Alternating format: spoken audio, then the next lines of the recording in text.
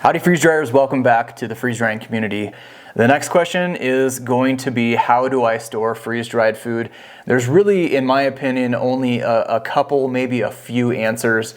Your best option is going to be Mylar bags.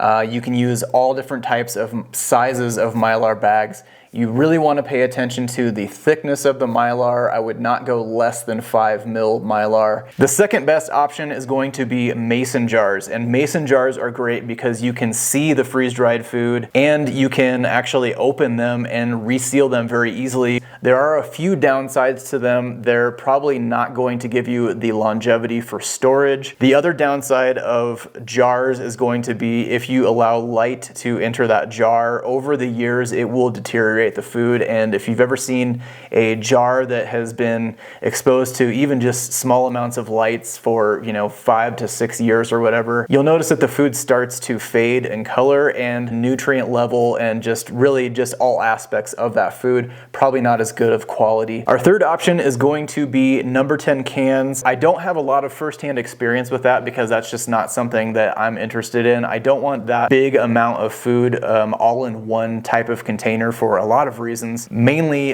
because it's just more vulnerable. So if one little thing happens, you're ruining a large amount of food.